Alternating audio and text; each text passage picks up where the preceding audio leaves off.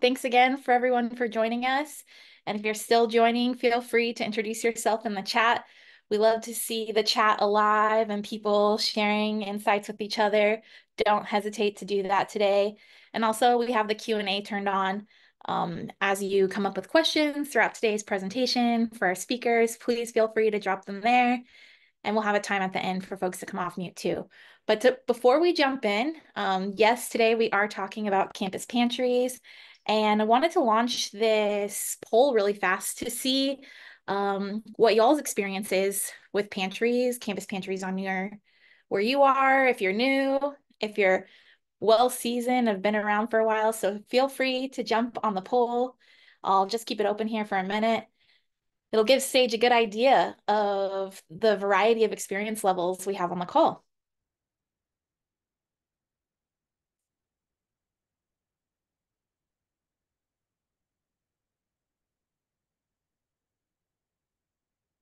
I love to see that we have a good range from newcomers all the way to super experienced. So hopefully that means we'll have good questions and really great answers today.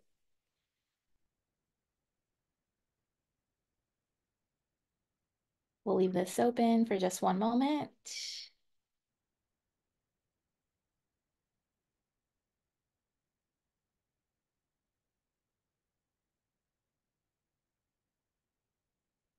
Excellent. So we'll go ahead and get started. My name is Candace, if you haven't attended a swipe session before, and I'm the network community manager here at Swipe Out Hunger. And I lead these calls with the help of the team and a lot of folks from the network. So today you're going to hear from Sage, and Mariella already introduced herself in the chat, but she'll be there to help answer questions, send you some of the links that we're talking about throughout the day. And let's jump in. What you can expect today is we're gonna go through an intro, kind of see what you can plan for. Sage is gonna walk us through the Pantry Basics Toolkit. If you've been around with Swipe for a while, you'll know that that's available on our website, but Sage is gonna reintroduce it, and we're gonna cover just a few aspects that we really wanna dive deeply in. Then you'll get a chance to meet some folks from the network. We actually have a couple schools that are going to be representing their campus pantries and telling us about what's working really well where they are and what are some of their big learnings. Maybe y'all can learn from them too. And we'll open up a Q&A at the end for questions for Sage, for myself, or from our speakers, maybe some unique questions that you might have from the stories that they share on campus. And then we'll talk about at the end, wrap up with some things that are coming up, what to expect, and some highlights from Sweat Out Hunger. So first, I'll pass it off to Sage to Hello, take it. everybody. I am Sage. I'm our Student Education and Engagement Manager here at Swipe Out Hunger. I'm located in lovely Northwest Arkansas. I was excited to see Delaney is here. She works at the university I used to work at the University of Arkansas, which is very exciting. But very excited to see everyone here. Thank you for logging in today to learn a little bit about some of the foundational decisions that need to be made when you are starting a pantry, maybe some decisions to revisit if you are expanding your pantry. I saw we have a wide range of pantry experience and levels here, which is really exciting. So hoping to hit on some things that will be relevant for everyone in the room. And so I am going to take over screen sharing for just a second to walk through the Pantry Basics Toolkit and how to navigate it. It's kind of a beast of a toolkit. When you sit down and think about all the things that go into running a campus pantry, it turns into an almost 50-page document. So give me just a second and I'll take the sharing away from Candace and share. All right, so this is hosted in Canva, like all of our resources, and so it acts as a slideshow. But this is a guide for building and strengthening campus pantries. We recognize, and I had this experience, not everybody in this room got into campus pantries on purpose. Some of us stumble into it, some of us see a need, and there are a lot of things that go into campus pantries, operating them, improving them, starting them. And we wanted to give some rundowns on how to make those decisions on your campus. Here at Swipe, we say a lot, if you've seen one campus pantry, you have seen one campus pantry. And so this toolkit is a way to help you think through the different problems to solve, how to make operations fit on your campus ecosystem and the different red tape that you have to go through and your different student populations and their needs. So this table of contents is clickable. So you can look through and see what sections there are and what interests you so that you don't have to necessarily go through this 35, 36 page document bit by bit.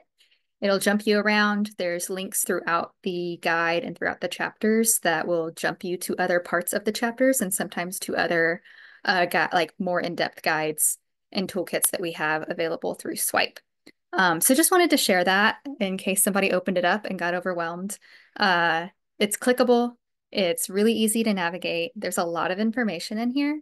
And I think that there is something in here for everyone to learn.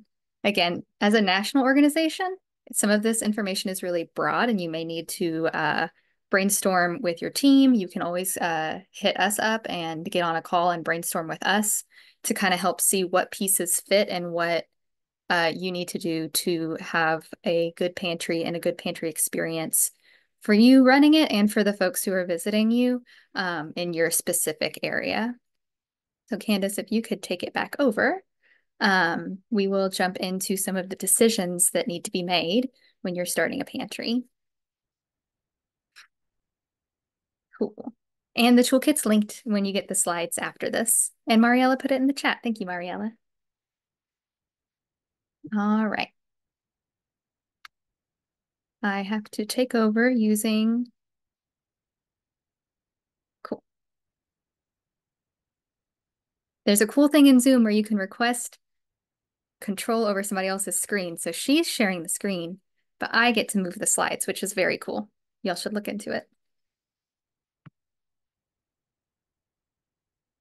There we go. So starting or improving a campus pantry there's so many moving pieces. There's so many little things to think about that you may not think about until you're in the middle of it. So let's talk about some foundational decisions you'll need to make as you build your program. Step one is naming your pantry, right? There are so many different names that we see in our network, which is really fun. Thinking about how to make it approachable, memorable. A lot of campuses will use their mascot in some way. We have Full Circle Food Pantry in the house today. I think I saw Mule Market is here. Maize and Blue Cupboard is an example. Grove Grocery, Cowboy Pantry. Not everybody uses the word pantry. I think it's probably fine either way. But thinking about what do you want to name your pantry? What will be memorable? What will convey that this is a resource and something to utilize? Make it approachable, make it fun. So that's a big first step. Then you got to think about your pantry mission, vision, and your values. What's going to be your North Star as you continue to think through these decisions? What's going to be your North Star as you're approached by folks who want to help or offer services to make sure that you are staying within your mission and not spreading yourself too thin? It can also help you communicate what your goals are when you are navigating red tape, conversations with partners, conversations with administrators. And so, mission is what you do, vision is where you want to go, and setting those values and agreeing on them with your team will help you all stay on the same page as you move forward and through these projects. Hours of operation. When can you be open? We have a lot of pantries that are open when the building's open. We have a lot of pantries who have a few days a week with a few hours those days where students can come by and grab the groceries that they need. This really depends on your capacity as the person or team running the pantry. And, buildings, if they're locked, if they're not, thinking about class schedules. So there's a lot of things that can go into this. And then keeping that consistent at least semester to semester, like one semester has the same hours of operations and trying to remain consistent through that will help build that trust with your pantry visitors and then they will know that they can rely on you. And that's a big one. Delegation of responsibilities and partnerships. Who's going to run this pantry? Who are you going to work with? Who's going to do what? I'm a big proponent of including student leaders in some of the decision-making processes in helping run the pantry. It takes time and some dedication to train students year to year, but it makes a huge difference to have all those types of brains working on solving these problems that pop up week to week, semester to semester. The toolkit has some examples of ways that you can split up these types of responsibilities. And yeah, use students if you can. There are so many pantries in our network and probably in the room today, and it is one staff member doing their darndest. And I really think that bringing people into your team and into the fold and into these programs make the programs better and also lightens that load because these are really huge projects to take on. Next, there we go. Um, Looking at procurement operations, procurement opportunities in your area. What grocery stores can you become friends with? What food bank serves your region?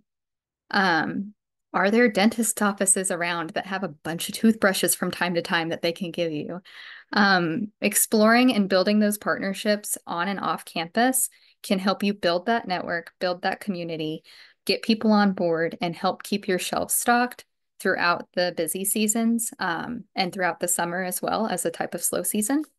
Um, so explore that. Reach out to your food bank. Um, Reach out to different departments on your campus. Who can help you keep things on the shelves? Farmers markets, that's another one that you can hit up. If you're in agricultural school, work with those professors and with those staff members who are growing food on your campus. See if you can get some of that for your pantry. Work with your dining provider. How can they help you get access to procuring food, whether that's purchasing it or getting it donated? Then you got to think about how you're going to accept donations, right? So, like, when, where, what will you accept? And going hand in hand with that is processing those donations, having some sort of a system, some sort of a dedicated time once a week, once every other week to go through what you've had donated, whether that's from food drives, from corporations, from, getting a big food bank order. Um, Making sure that you are shelving things first in, first out to keep those expiration dates flowing through and not getting forgotten about in the back of the shelf. Um, Doing research, there's a lot of information out there about best by dates versus expiration dates, and then creating signage and education to your pantry visitors around like, this says best by, but it's still good for this long, and letting them make that choice on if they want to receive those items or if they want to pass for now. Food storage and safety is also one. This becomes a barrier sometimes. We've seen in the network where administrators will be really worried about the food safety, the liability, all of that. There's some good information in this toolkit around different partnerships that you can do. We're not partnered with ServeSafe, but the ServeSafe does have some pretty affordable trainings to teach you or your student leaders about proper food safety and food storage. You can also reach out to your local health department and see about getting they're usually affordable, but getting a certification for, yes, this is a safe place. Yes, we are storing all of our cans 3 inches off the ground. Yes, the meat is away from the vegetables.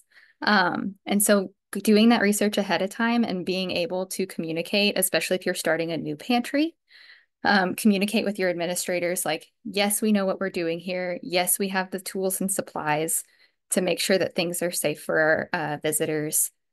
Yes, we have some oversight. Yes, we've done these trainings, and that will make that anxiety way less.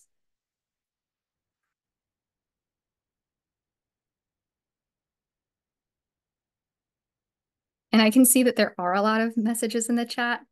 I can't do both at the same time, but I will answer questions once I get through some of this. Sage, Operate. we're chatting about the success of partnering with food banks. Oh, beautiful. I love that. Thank you for letting me know.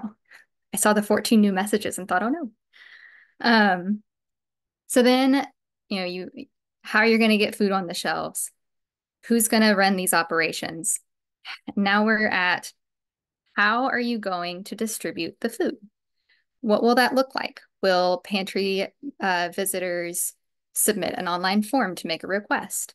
Will they come in and shop themselves? Will they come pick up their orders that have been filled by volunteers? How are you going to distribute these goods? And having a process in place will help make things so much smoother. I wouldn't say that one is better than the other as far as different types of distribution styles go. It really depends on your space and your hours of operation, your capacity. There's a lot of different ways to problem solve getting the groceries to your pantry clients. Inventory management and item limits is something that we talk with our network members a lot.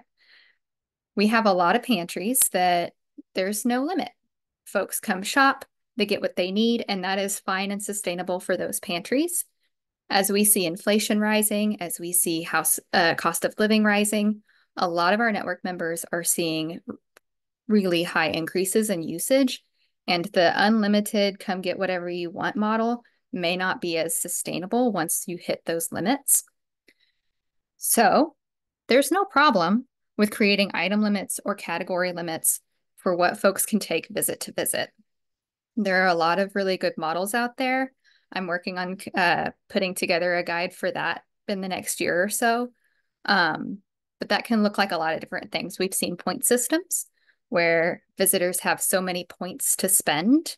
Different items have different point values. So maybe produce that's going to go bad in a week or so is 0 points.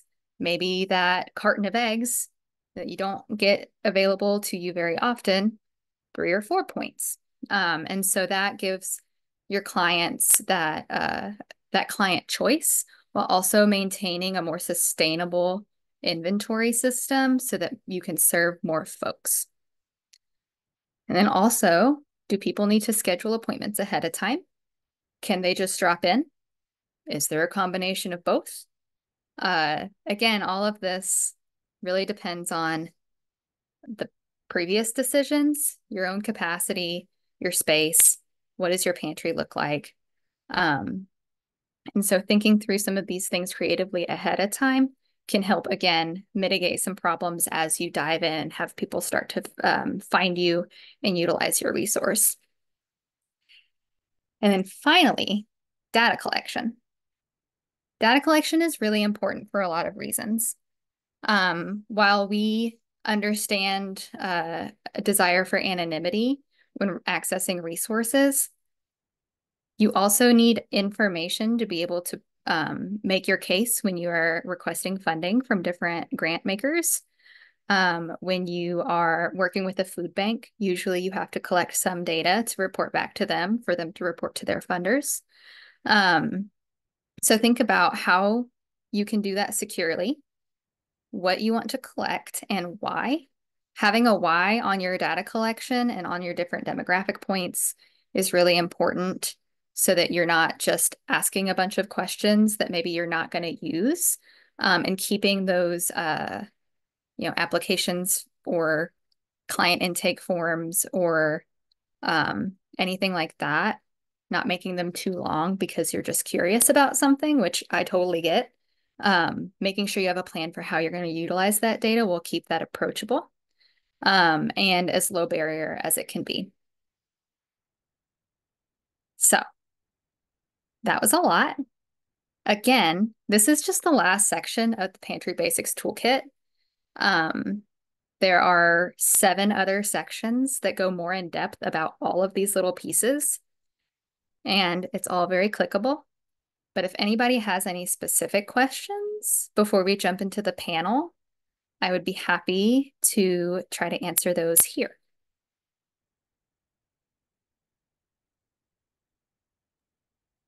Thanks, Sage. I see a question about a link to the guide. Yes, there's a link further up in this chat to the guide, and we'll also be sharing that link after this call. We want to make sure that y'all can jump in there and play around with it. So yes, we'll be sharing that. And then also I see another question. We run a food pantry that is strictly for enrolled college students. Can we partner with a food bank even if the general public is not being served? Sometimes that is food bank to food bank. So that is hard to give a strict yes or no, but it is worth having that conversation with your food bank as you try to get that partnership going and explaining what's going on and um, why that's the case, so that maybe it won't be a barrier. When I worked at the University of Arkansas, we were able to work with our food bank, and we served students and then anyone affiliated with the university, just like Taz says at to Johns Hopkins.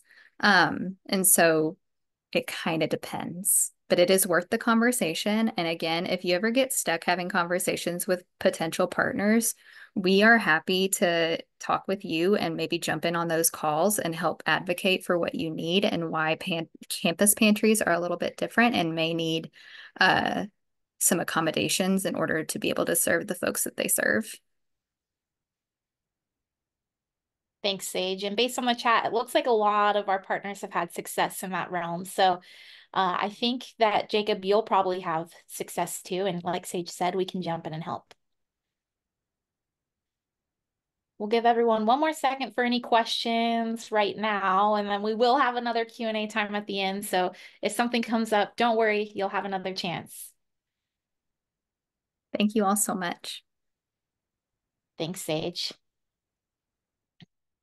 Then on that note, we're going to jump into hearing from some of our network partners and campuses that have been doing great work. So you'll be hearing from Ashley at Laramie County Community College in Cheyenne, Wyoming. Bethany and Sydney will be joining us from Mercyhurst in Erie, Pennsylvania. And then we'll also be hearing from Katie at Sul Ross State University in Alpine, Texas. Very different campuses that face very different needs. And I'm excited for them to share a little bit about their experience with us. So first up is going to be Ashley.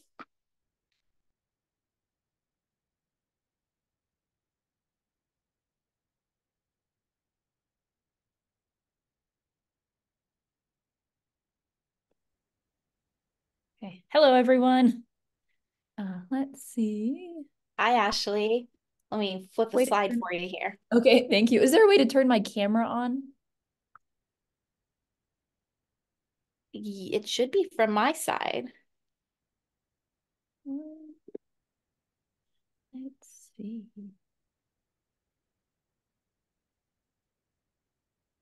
Yeah. Yeah, it doesn't say it's on it. And I don't see anywhere to turn it on, but maybe you guys don't want to see my face. I don't know. Oh, let's see. Here we go.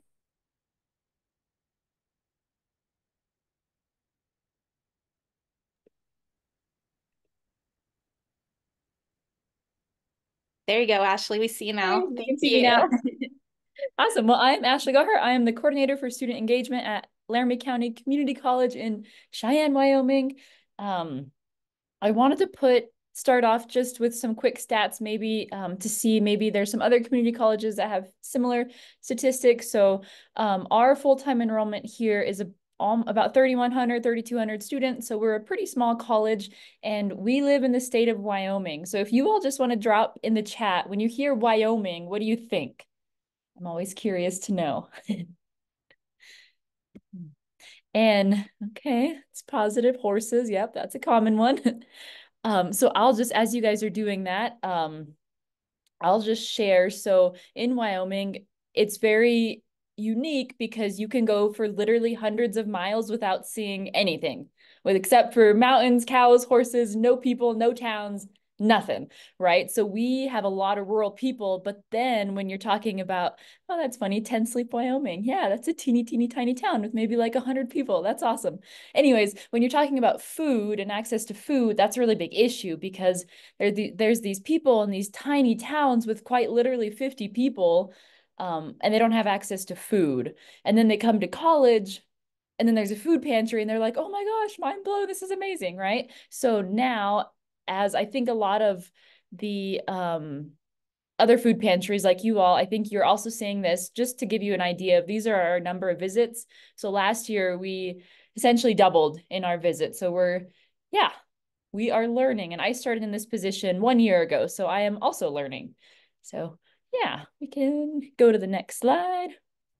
Okay, so one thing that I think we do very well in Wyoming, we have something called the Wyoming Hunger Initiative. So that is led by our First Lady, Jenny Gordon, our Governor Gordon, his wife. She is very passionate. So as a child, she struggled with food insecurity.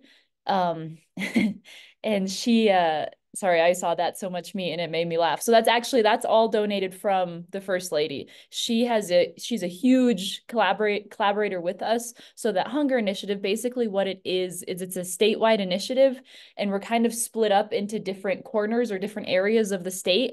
And for example, Cheyenne, we're split up in the southeast region of the state. And then what we do is we have like conferences, we do monthly meetings with all the food pantries, basically where we just come together, give each other updates, say how we can help each other, what we need, any food drives we have going on, anything like that. And then we also, we actively volunteer with other food pantries in the community to just strengthen those relationships. So Food Bank of Wyoming, that seems like it's been a really common topic today in the chat. So we're in the process of partnering with them.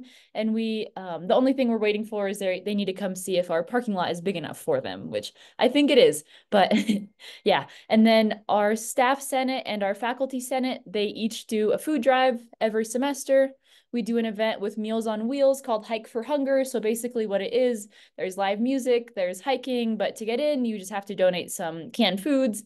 And then a joint service club food drive, that is when we had Lions Club, Kiwanis Club, Rotary, and then the Zonta Club. They all came together in the community and had a food drive for us. Boys and Girls Club, that's just another really good partner we have. Pepsi, you can see the little small fridge right in the middle. They donated that to us. So we were, to be eligible for this Food Bank of Wyoming, one of the requirements was we had to have a fridge. And we were looking at them and trying to go through procurement, and it was just rough. Like the fridge we were looking at was, I think, $10,000 to $15,000, which, as you all know, you don't really have that when you're running a food pantry. That's just not in the budget, unfortunately. So we reached out to Pepsi, and they generously donated this one for us. And then Rotaract. So our food pantry, we also have school supplies, and Rotaract is actually the one who keeps those school supplies stocked, and that's a service club here at our college.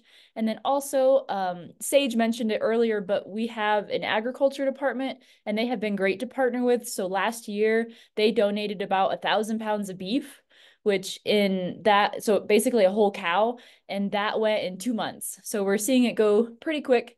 And then also our fair here. So Wyoming, as like everybody said, I see the rural Wild West, horses, all that, wide open spaces. Agriculture is a big thing in Wyoming. So we have the fair every year in Cheyenne, and they donated, I want to say 20 pigs, not just to us, to different food pantries around. So I would say our partnerships we do very well at. We're trying to get into the community. We're trying to work together because we've learned that we can do so much more rather than just us like having our blinders on and only focusing on us. But if we partner with our community members and organizations, we can be a lot more powerful. So. Okay, and something else I wanted to bring up is our garden. So Wyoming, I don't know if anybody mentioned it, is very, very, very, very cold. So in the summer, we're hot. So our growing season, we can usually grow June, July, August. In September, I'm sure probably in a couple weeks it'll be freezing, so all our garden stuff will die. But for those of you that are in warmer places, this might be something that's very helpful, or even those of you who aren't. So we have, thank you to our agriculture department, we have a garden space that they let us put 40 garden beds in. So this first year was kind of the pilot, and we only used 5 of them, but all this stuff that's in the picture, so tomatoes, cabbage, strawberries, carrots, that's all just from yesterday. I took the picture yesterday when I was, making this presentation. So that's all in one day, essentially. So it's kind of, you can do a lot there. And we're trying to not just give our students food or like junk, we really want to focus on nutrition as well. And then what we're also planning on doing with this is we plan to have some canning classes and then cooking classes. So we want to have a recipe of the month and then just make sure we have the first of the month or something like that. We would do a cooking class to teach them how to cook that meal. And then all month we would have the supplies or food available for that specific recipe. So that's kind of what we plan to do with all the garden. But when we grow produce, it goes extremely quick too. Okay, and what we struggle with, our biggest challenge is keeping the pantry stocked. So it's great that we have all these partnerships, right? It's wonderful, it's amazing, but the food drives last maybe like a month, and then it's like, okay, now what? Students are hungry, all that. And we have right now, our budget's about $2,000 a year. And we learned that if we were to only use our budget to keep our food pantry stocked, it costs about $500 a week. So that would essentially be 1 month, that if we only relied on money that we have, that would be 1 month. So we're really emphasizing those community partnerships. And this is where I think the Food Bank of Wyoming will really come and help us once we figure all the application process out. I think they're going to really come and help us out with that. So, yeah. Awesome, Ashley. Thank you so much for sharing. The produce just leaps off the screen. It's so exciting to see that that's available. And I think everyone is thinking the same thing when we saw the meat cooler or freezer, like, wow. There was one question here that I'll jump to now, just because you're still on the line here. We saw the increase in number of students that you were serving. And I think that Fletcher was wondering, did you see or have you experienced an influx of international students with that growth? I wouldn't say a big one. So honestly, most of our international students here are athletes. There is a couple of them that aren't, but I think total international students, I want to say we have about 50. So there's not too many. But I will say with that Wyoming Hunger Initiative, one of those branches is called Food from the Field. So when hunters have leftover meat, they will donate it to us. And in Wyoming, I know it's probably a very Wyoming thing, kind of odd, but our international students love it. Like when they get deer, they lose their mind and they all come. They're super excited and they love it. So What a cool partnership, and really speaks to the diversity of campuses and the network and the different opportunities there are for partnerships. Thanks so much, Ashley. We're going to keep you because we'll have a Q&A at the end and give everyone a chance to ask more questions. thank you. And next, I'm going to bring Bethany and Sydney on, and they're going to share a little bit about their experience at Mercyhurst.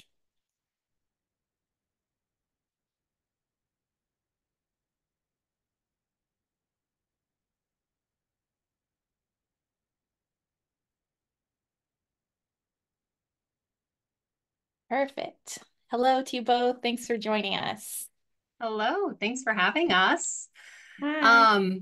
Yeah, no, Ashley, I just wanted to say that was really impressive what you guys are able to do. That was just incredible. And we don't have numbers really to say, but hugely, like, I'm just amazed at that garden. That is something that we really want to do. So props to you guys for making that work. That is really, really cool.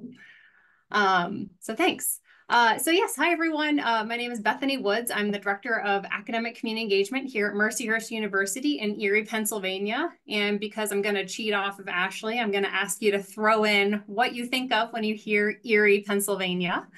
And while that's going in, I'll talk a little bit about us. So Mercyhurst is a small private liberal arts university started by the Sisters of Mercy. And we've got about 3,000 undergrad and graduate students, including my wonderful grad assistant, Sydney, who's doing this with me. But so we're a small institution, and we have a number of local students, but we also have a wide range of students coming from other places. And a wide variety of financial needs. So, ooh, I saw chocolate in there. You'll have to tell me if you think of what you know your favorite chocolatier to be. So our Mercy Market was established in 2019 out of a closet. So in the closet, we had some non-perishable food items, and that was really it. And if and when people knew, well, and we established it right before the pandemic. So we had that in a closet, and if people knew about it, they could come and ask us. But we had such a need, and it was growing. Again, I wish I had numbers. But it was growing, and in 2022, I believe we applied for a grant through Swipe Out Hunger and ended up getting a grant to expand to our new space, which we moved into officially, Sydney, correct me if I'm wrong, but I believe in the fall of 2023.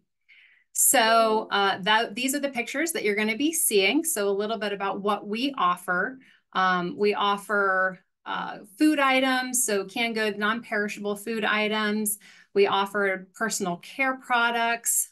We did just, again, when we moved into the new apartment, we did expand to include refrigerators, and we got another grant through Swipe Out Hunger to give us access to 2 other refrigerators. So we haven't really started stocking that because there was a snafu, and while we earned them in 2022, we didn't actually receive them until the spring of 2024. So that was our maintenance department thing. But so we're going to start incorporating some fresh food and frozen food. We do offer office supplies and a media market swap. And if we could advance to the next slide. We do have a professional clothing closet, a laptop lending library. So we did receive a grant to help fund 4 laptops that we were able to get to lend out to students. And so that has been really exciting. And then just last week, we opened up, in partnership with our sustainability department, a bike rental program. So students can use bikes, and I think there are even like a little carrier that people can use to go get groceries and stack their stuff on and take a backpack on it. So we just have that out of the Mercy Market. The picture down in the corner is of our 3 work-study students. So I know when Sage was talking about things to consider as you're talking about operating a pantry, those 3 work studies were freshmen last year, and they have just blown our socks off with their enthusiasm and energy in working in the pantry. But they started this thrift store pop-up where they collected items and then tagged them, and all of the proceeds went to benefit the Mercy Market.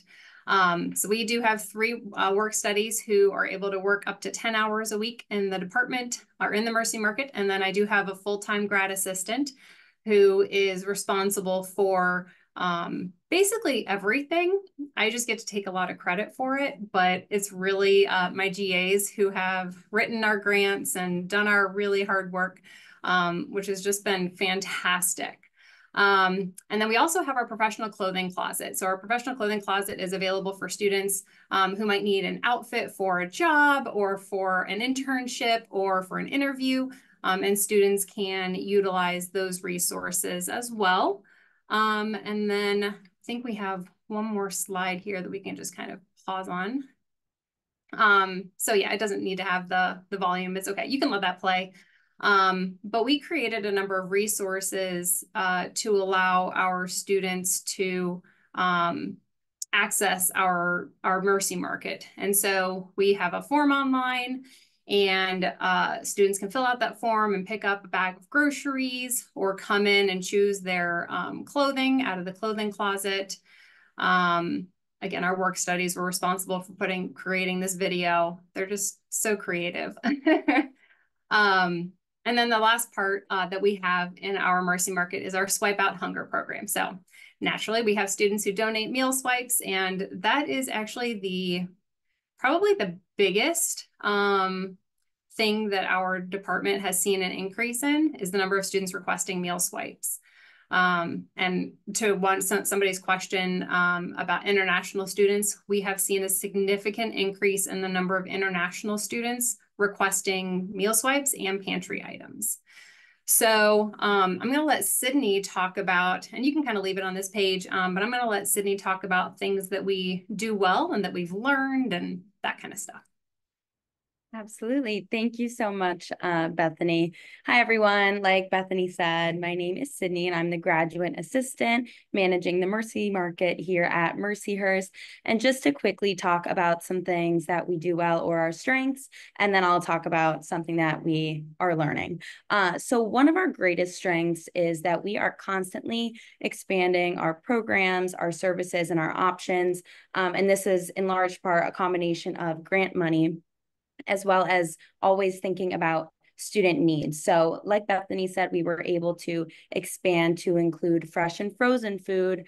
We've expanded to include foods for people with food allergies, gluten-free foods, vegan foods, vegetarian foods, as well as those other programs she mentioned recently, the laptop lending library, our bike program with the sustainability department, and all of these, again, are to really address student needs, which leads me to our second strength, and that is our receptiveness to student needs. We do a lot of social media as well as on our website, surveys asking students for their feedback, what they might want to see, and online requests. We also do in person when they come in person, always asking them, is there any food items that you might want to see, or clothing items or sizes? So just being receptive to our students has really helped us to expand and provide the items that they need and want. So those are probably our two greatest strengths. And then one of the most important things that we've learned in order to build a sustainable program to fight food insecurity and provide our students with their basic needs is that it's always going to be a learning process. And I know that Bethany can agree with me when I say that we've struggled with different things. We've had different questions on what services are we going to provide, or what inventory should we restock? When should we restock? All these different questions, but it really is just learning as you go. And having a great team makes that a lot easier. And again, being open to feedback and criticism and willing to try new things has really helped us to continue learning and growing as a food pantry. But yeah, thank you. And just to kind of cap that off, one of the things that we've learned by having the asking for feedback is, even in feedback when we're applying for grants. And so, again, I'm just so grateful for this partnership with Swipe Out Hunger, because they turned us on to a partnership with a pantry tracking software. And so thanks to the PA Hunger Free grant that we got through the Department of Education of $20,000, we were able to purchase 3 years worth of software for or through Smart Choice Pantry. And so we are currently working on getting that up and going, but it should allow students to basically order from the Mercy Market Instacart style, and allow us to collect data and collect information about where the need is, what we're stocking, what we need to restock, and basically helping to reduce as much of the stigma around using the pantry's resources as possible. So it's definitely been a learning curve. We did a lot once we moved into the new apartment, but we're constantly looking. I'm really impressed with what Ashley's college was doing, and I'm excited to learn what other people are doing, because while we're up and running, we're providing a lot of resources, we have a long way to go. So Thank you so much, Bethany and Sydney. It's amazing to see all these photos and the diversity of everything you're offering. And to think you said you started just before 2020 in a closet, right? yes, we So did. give yourself a pat on the back to have this amount of growth in that time frame. And I'm excited to see what the next 4 years look like for y'all. Yeah. And I think I know the answer to this, but I see a question here about you are using Smart Choice, right? Yes. Absolutely. Yeah. And we're using Smart Choice Pantry, and we were able to get a discount on that partnership again through you guys. So Awesome. Perfect. Thank you so much. I'm going to you're keep you welcome. all on here for Q&A here at the end, but we're going to bring Katie in here in a second, and she's going to tell us a little bit about what's happening for her in Alpine, Texas.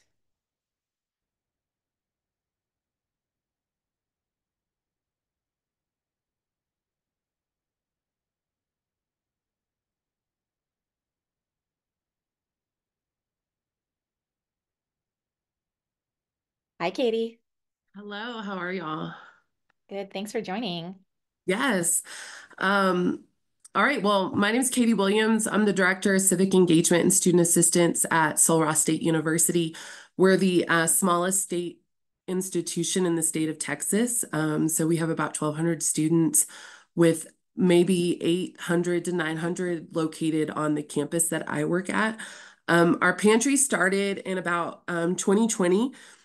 We had a very gatekeeper mentality approach to the pantry when it started. You had to know the right person, you had to know when to get to the right person, and the person had to know you in order to know how to get access to the food. They had to bang on people's doors during COVID to try to get them to take food. And I have the opposite problem now, where I'm like, can y'all please like slow down in coming to the pantry? But I took over 2 years ago when my office was created. The Lobo Pantry falls under the student assistant side of my office, and we're slowly adding more and more programming related to basic needs. But the biggest one for us is the Lobo Pantry. But here on the screen is just some information about our institution, and it kind of helps explain why we do the things that we do. So we are a Hispanic serving institution. 50% of our students are Pell Grant eligible. We're on the Texas-Mexico border. We're adjacent to one of the most food insecure counties in the country. And many of our students come from that county. We are also considered what's called a frontier community. So we're really, really remote and really rural. It's 2.5 hours to the closest community with 50,000 people or more, and that is where our food bank is. And so there's a lot of different food insecurity issues within our community. We have a higher rate than the state and national average of food insecurity. We have 4 Dollar Generals and 1 grocery store. And because we live where we live, there's like an extra cost to everything to import it into our community.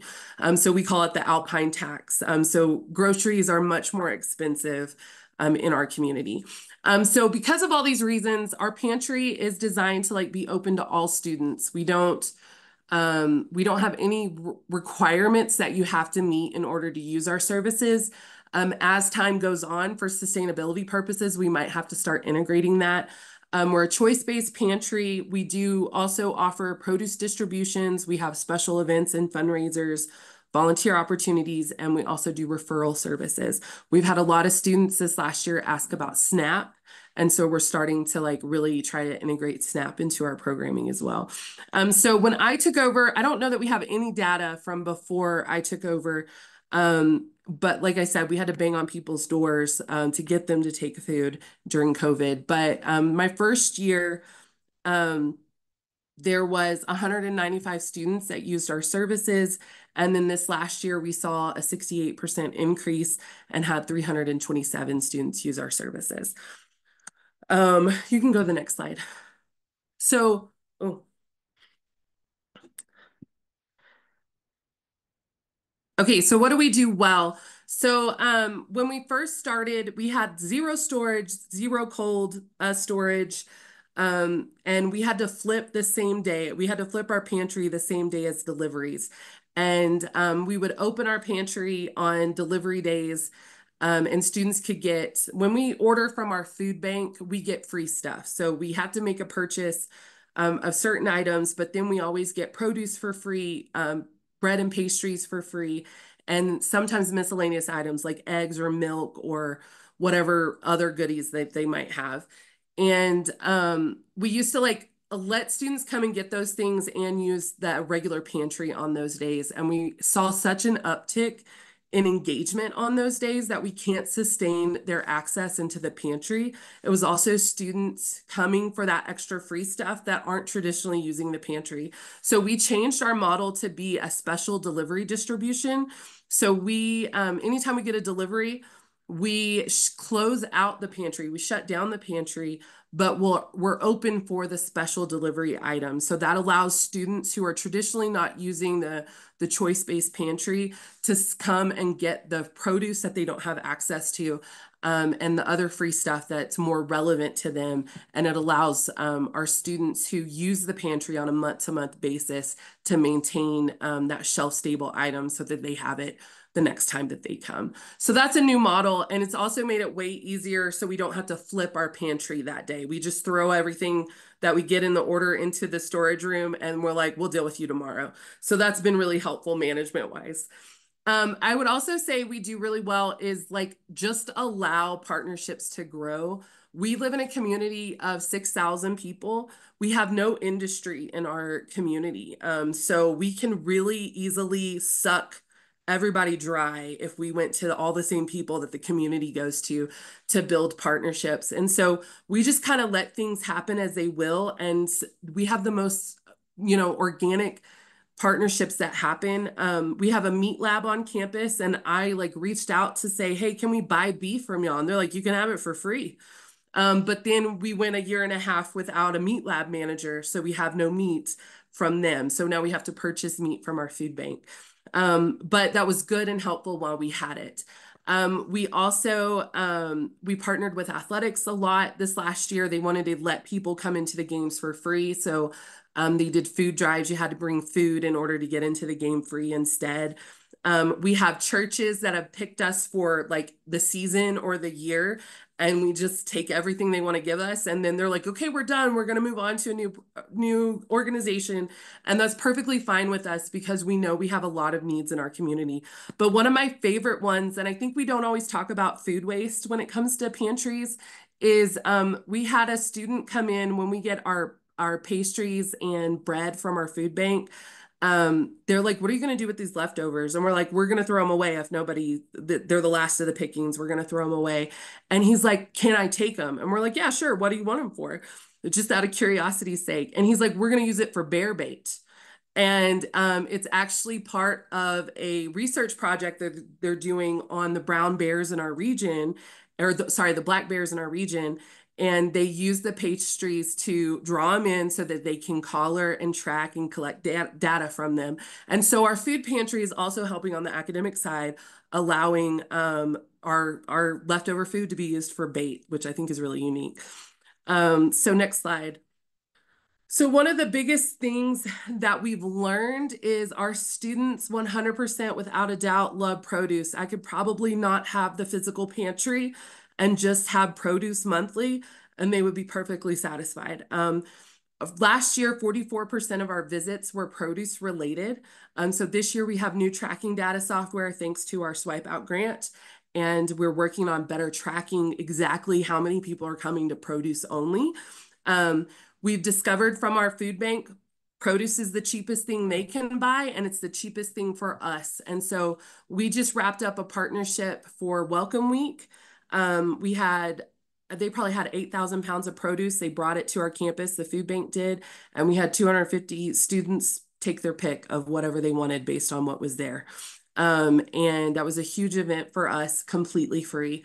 We also, through our food bank, have a produce pod, which is a refrigerated trailer that they load up, 2,000 pounds of produce, drop it, bring the trailer, drop it for 2 days, and then come back and pick it up, and gives us 2 days. We don't have the space to store that, and it allows us a way to get produce to students. That pod is also completely free.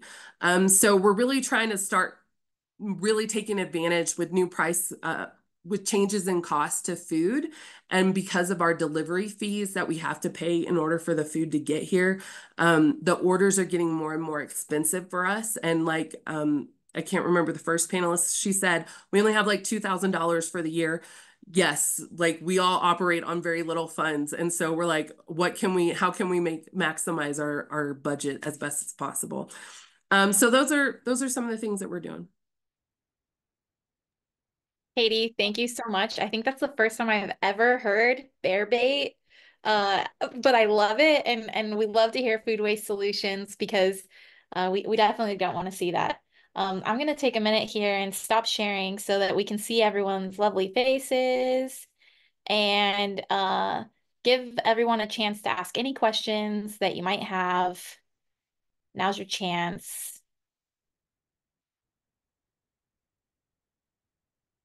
Sounds like y'all were very informative. We saw some questions about SNAP, so I actually want to ask, um, who is helping with SNAP enrollment on their campuses?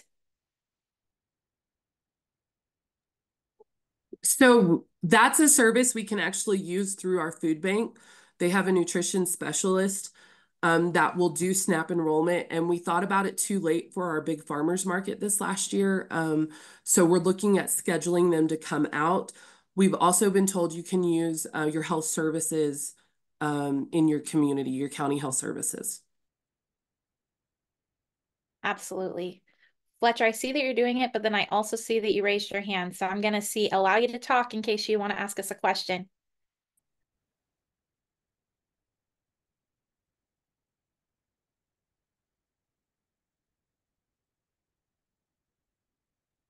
Maybe not. All right, Fletcher, let us know if you have another question. Anyone else? Well, in that case, round of applause to all of you. Thank you so much for the work that you're doing and for sharing it today with the network. I know how to reach you if questions come up after this, and I look forward to hearing about how this school year goes as the months go on.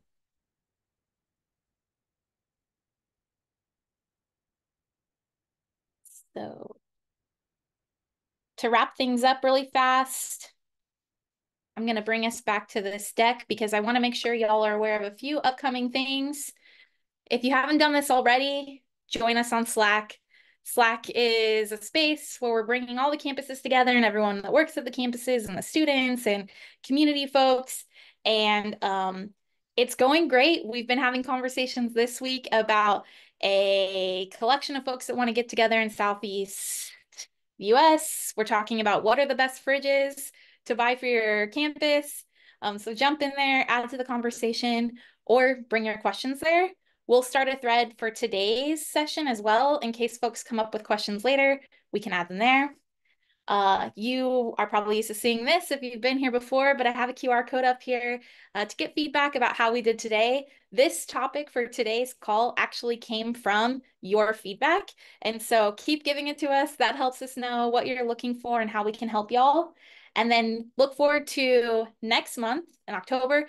We're going to be talking about marketing, branding, how to promote the programming that you're offering on your campus, because we hear that a lot of y'all are doing a lot and students don't even know about it. So we want to help and make sure we're bridging that gap. And then shout out to Bethany, who gave us an amazing plug. Thank you, Bethany. Swipe Grant applications still live until next Friday, September 20th. So if you haven't applied yet, now's your chance. We want to support the network as best we can, and this is one way we do it. We do offer grants up to $6,000 to help you with anything you need on your campus. We don't dictate what that is. You know best. So just go ahead and apply. And those funds have to be spent by the end of the school year. So just keep that in mind. And that's all we've got today. Any other questions, reach out to programs@swipehunger.org or myself, Sage, Mariella. We'll see on the call for a little bit in case you want to ask questions here. And thank you again to our guest speakers. Bye all.